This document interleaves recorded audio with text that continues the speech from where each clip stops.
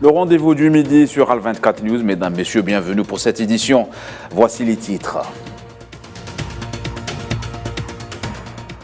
3 nouveaux martyrs s'ajoutent à la très longue liste de Palestiniens tombés sous les attaques sionistes. Les jeunes Souhaib Adnan Al-Ghoul et Mohamed Bachar Waïs et le garçon Ashraf Mourad Sadi ont été assassinés par un drone de l'armée sioniste, tandis que les incursions sionistes menées par des colons se poursuivent au vu et au su de la communauté internationale. Au Soudan, après une courte trêve, les combats ont repris entre les FSR et l'armée soudanaise, notamment dans la capitale Khartoum. Après les propos d'Anthony Blinken, Pékin exprime son mécontentement par la voix du porte-parole de la diplomatie chinoise.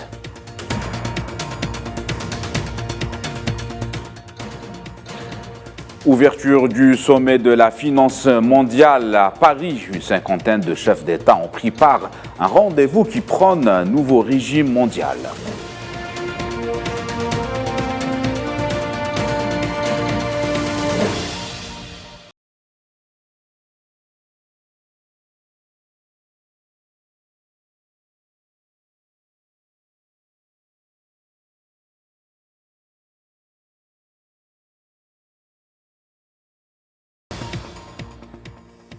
Voilà pour les titres. Bonjour à tous. Dans les territoires occupés de la Palestine, l'escalade menée par l'armée d'occupation ne faiblit pas, notamment en Cisjordanie où des colons ont mené des campagnes d'incursion et d'agression contre la population palestinienne sous la protection des forces sionistes.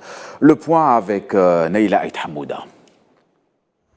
Inquiétante spirale de violence en Cisjordanie occupée. Dernière en date, l'attaque des 2 villages Tel Messaïa et Ourif. Environ 400 colons y ont pénétré, mettant le feu à une 60aine de voitures et une 30aine de maisons, toujours sous la protection de l'armée sioniste. Des affrontements entre forces de l'occupation et palestiniens ont éclaté, faisant un mort côté palestinien et une dizaine de blessés.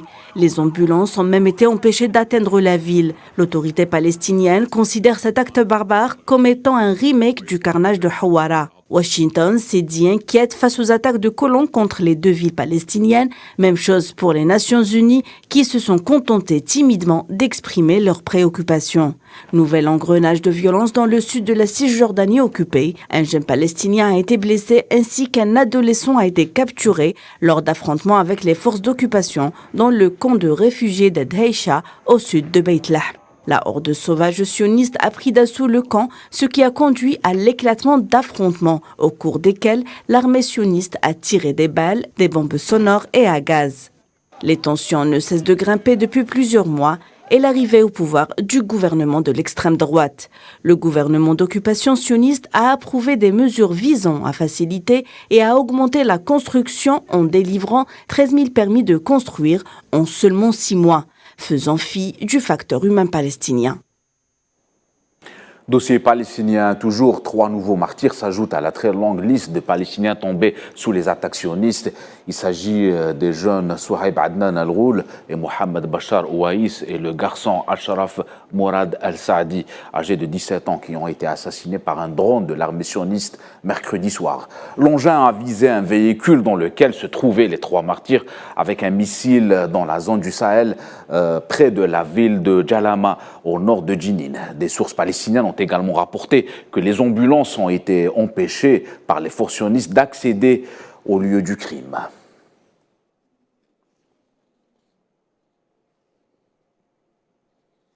Et dans ce contexte d'escalade, les réactions internationales restent timides en dépit des appels de plusieurs pays à condamner les attaques et à tenir les colons comme responsables.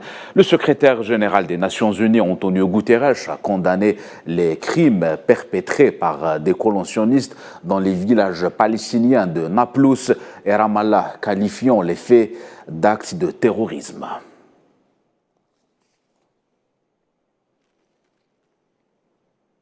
Le chef de la diplomatie algérienne poursuit sa tournée européenne que le président algérien l'a chargé d'effectuer. Après Rome, Ahmed Attaf a atterri à Belgrade où il a été reçu par le président Alexandre Vučić, à qui il a transmis les salutations du président Abdelmadjid Tebboune et renouvelé son invitation à effectuer une visite en Algérie afin de travailler ensemble pour donner un nouvel élan aux relations algéro-serbes.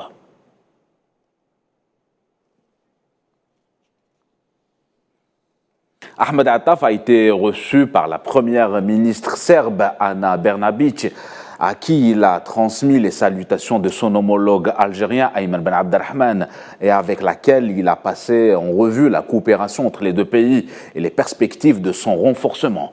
La première ministre serbe s'est félicitée de cette visite et les mesures concrètes résultant des entretiens avec son homologue. Elle a également remercié l'Algérie pour son soutien à la candidature de Belgrade pour accueillir l'Expo 2027 lors des élections qui ont eu lieu aujourd'hui. Et qui ont abouti à la victoire de la ville serbe.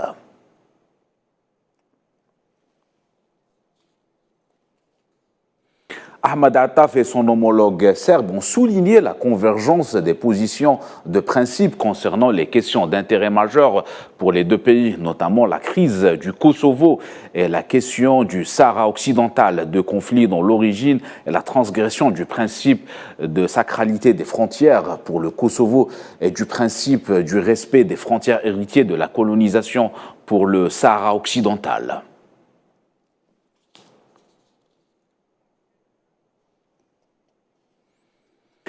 Et en marge de sa visite de travail en République de Serbie, le ministre algérien a profité de sa présence à Belgrade pour rencontrer Rosika Labudović, veuve du photographe de la guerre de libération algérienne Stefan Labudović, en présence du président de l'association des amis de l'Algérie en Serbie, Marko Djilić.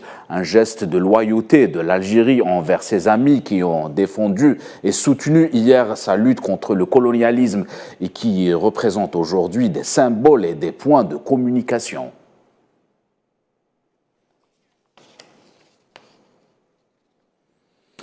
Retour en Algérie pour parler d'énergie, pour parvenir à une transition énergétique bénéfique et durable. Les producteurs de pétrole africains soutiennent le projet du gazoduc transsaharien. Sonatrach ouvre justement ses portes aux membres de l'Organisation des producteurs du pétrole africain pour partager son expérience avec les pays du continent.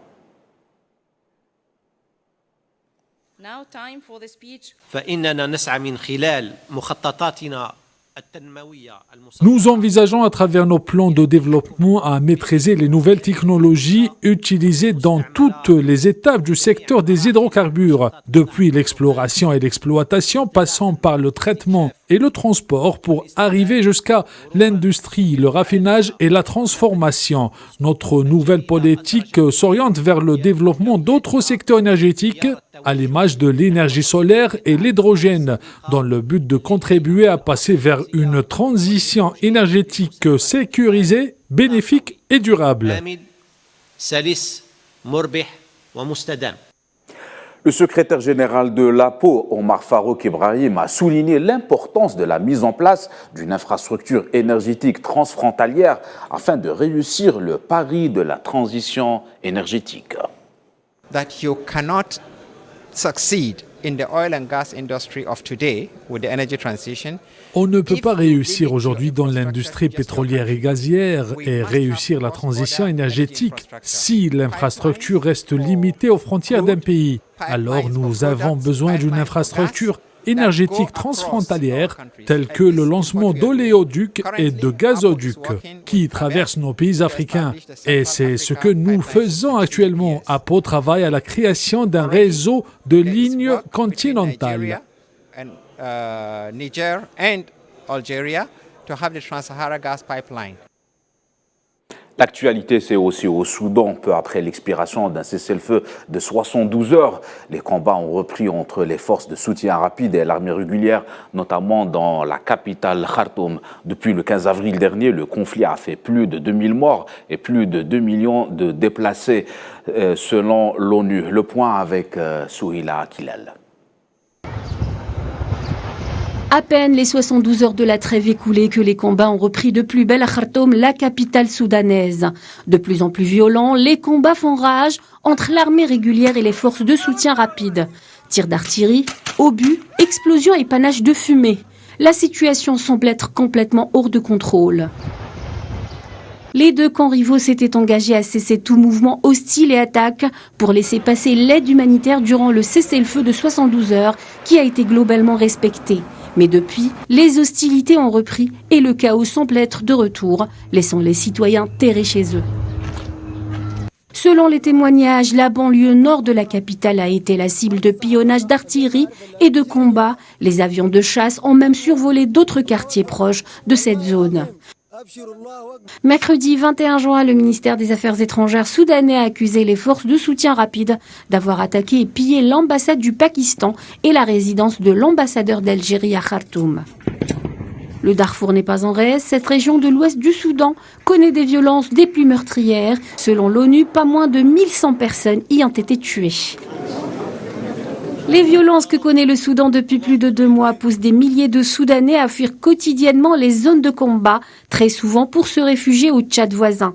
D'ailleurs, la situation à la frontière entre le Tchad et le Soudan devient de plus en plus compliquée. Selon les Nations Unies, plus de 150 000 personnes ont déjà fui le Darfour vers le Tchad, un afflux de réfugiés qui inquiète les autorités tchadiennes.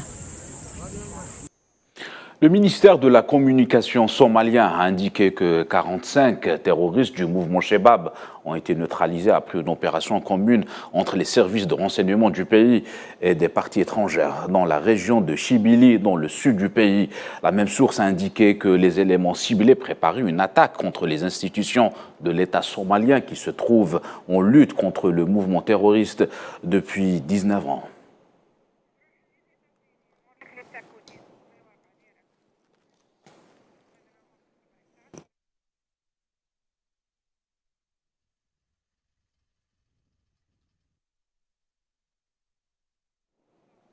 Un navire des gardes-côtes américains a navigué mardi passé dans le détroit de Taïwan lors d'un transit que la Chine a qualifié de battage public après que le secrétaire d'État américain Anthony Blinken ait conclu une visite très médiatisée et largement surveillée à Pékin.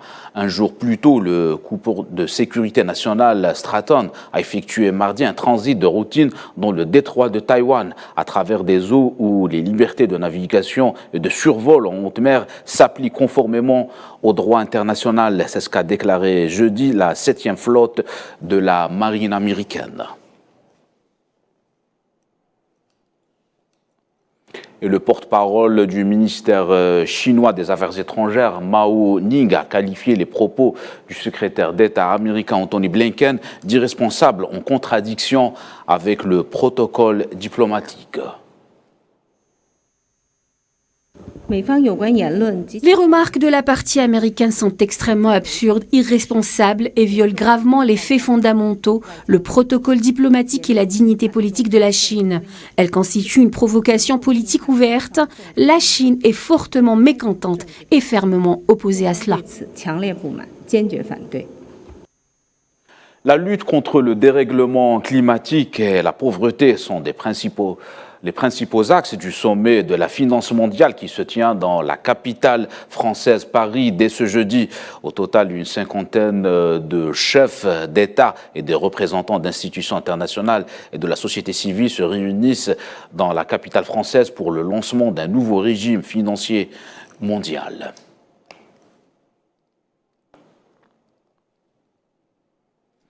La Banque centrale suisse a relevé son taux directeur de 25 points de base pour le porter à 1,75% malgré la récente décélération de l'inflation et laisser la porte ouverte à de futures hausses de taux. Au cours des derniers mois, l'inflation a sensiblement ralenti, reconnaît la Banque nationale suisse dans un communiqué. Elle observe cependant que la pression inflationniste s'est de nouveau accentuée à moyen terme.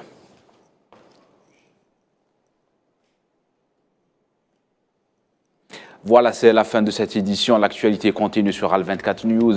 Excellent après-midi à tous.